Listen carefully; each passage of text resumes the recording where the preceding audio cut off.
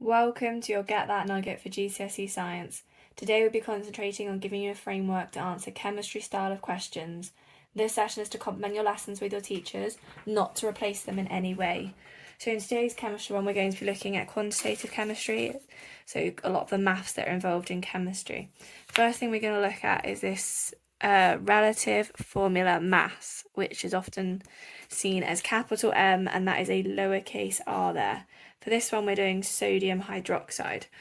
So step number 1 is to identify the elements. And in order to do this, we need our periodic table, and we're going to find them all. So Na is here in group 1, and we are trying to work out the relative formula mass. That means we need the mass number at the top of the individuals, and we're going to add them up to make up the formula, where this whole thing together is the formula. So I'm going to write it out bigger, NaOH.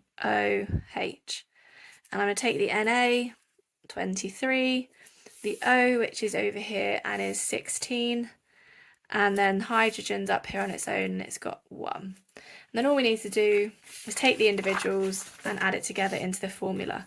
So 23 plus 16 plus 1, and we can obviously use our trusty calculator we can take to every exam. And obviously get it right. Gives us 40, and the answer there is 40. Obviously you can have some other ones that have got, this one's was not too bad. We might have something like O2, which is also quite nice. We've just got to remember that that little 2 means that I've got 2 lots of the oxygens.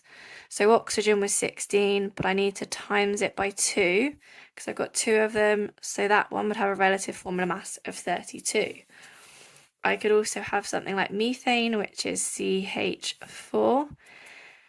And this 4 means that I've got 4 lots of the hydrogen, not both of them, just what's immediately behind it. That's it. So I've got 1 lot of the C, grab my periodic table, C is carbon, which is 12, and now I'm going to add it to 4 lots of the hydrogen, and 12 plus 4 gives me 16. Another hard part is when you get bracketed ones. So if I was to use Mg open brackets OH close brackets 2, this 2 means that I've got 2 lots of everything inside the brackets. So I've got 2 lots of H and I've got 2 lots of the O. So as long as you understand that, you're absolutely fine. So if we've got Mg, which is 24, and then we're adding 2 lots of the oxygen, which we've already done, which is 16, so 16 times 2, and plus 1 times 2 for hydrogen.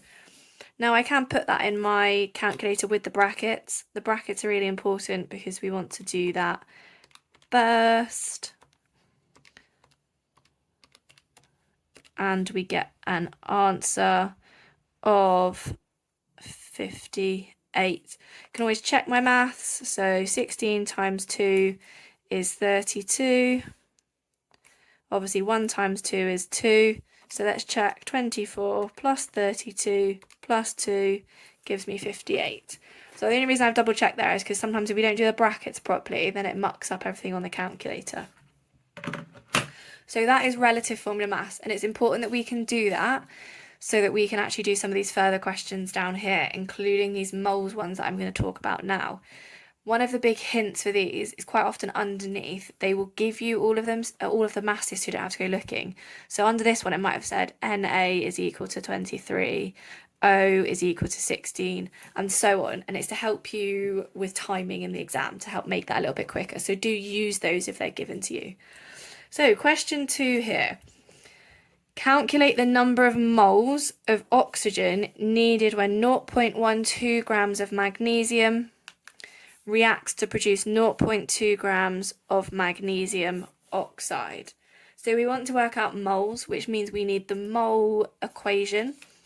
And the mole equation for this one, when we've got mass, is mole is equal to mass over mR. So mass divided by mR.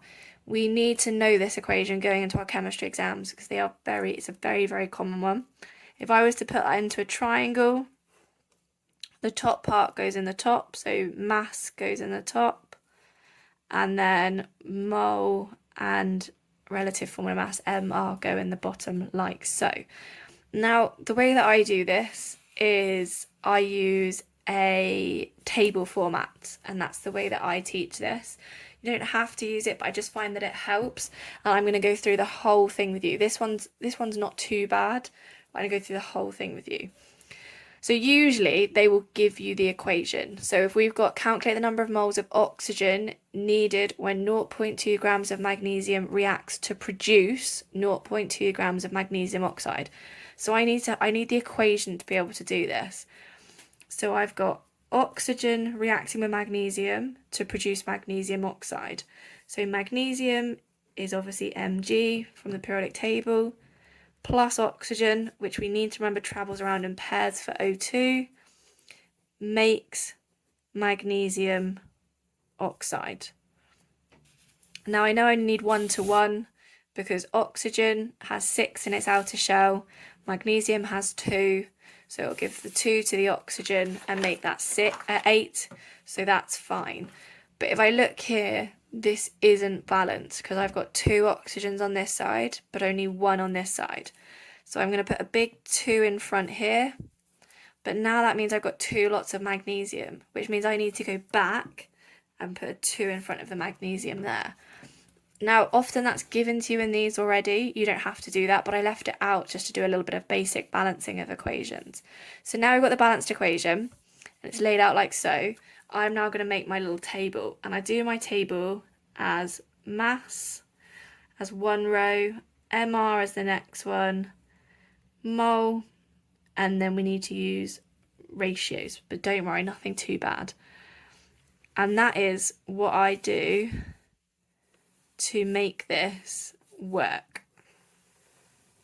It just makes sense in my head, and it seems to work quite nicely.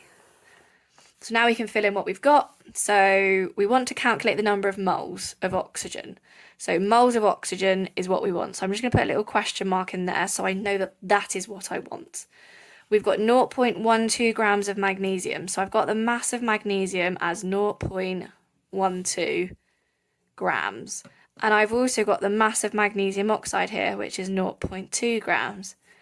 Now you're probably thinking, that's not a lot to go on, but we can work out the MR for these. MR of magnesium is 24. The MR of oxygen is going to be 16 times 2, which is 32. And then 24 plus 16 is going to give me, I should write that in, 24 plus 16 gives me an MR of 40. Now I can do some things. Now I can work out the moles for both of these. So let's do that then. So mole is mass over MR. So I'm going to do 0.12 divided by 24. And it gives me 1 over 200. If I press the S to D button, it gives me 5 times 10 to the minus 3. Now we want to keep these as numbers. We don't want this in standard form. So I'm just going to show you the way that I just quickly take this out, and that is to move the decimal point. If it's minus, then I need to be moving it forward 3 spaces. So it is there, isn't it, as 5.0. So I'm going to go 1, 2, 3. Now that's where the point is. So now it's 0.005. So we've got a moles now of 0.005. I'm also going to do this one, just, you don't have to because obviously we've already got 1 mole now, but it's good practice for us just to do this. So 0.2 divided by 40, and we still get the 1 over 200, which is 5 times 10 to the minus 3, so we get 0.005. Now the ratio is just how many we've got of each of them. So how many magnesium did we have? We had 2. How many oxygens? Well, there would be a big 1 in front of here, but we're all too lazy to write that, and that also looks like 10. So it's a 1 lot of oxygen. So we've got 2 lots of magnesium to 1 lot of oxygen, and that makes 2 lots of magnesium oxide. So that's my ratio. Now I can use this to work out backwards for the oxygen. So if 2 lots is 0.05 and I only want 1 lot, well, to get from 2 to 1, I can divide by 2. Yeah, 2 divided by 2 is 1.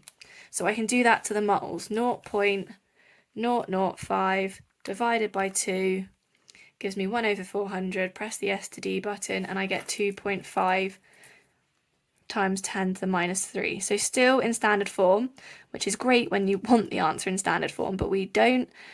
So I'm going to move that decimal point again. Remember, 3 places forward. 1, 2, 3. There it now is, as in 0.0025. So the moles is 0.0025. Now I can stop there because that is exactly what I want.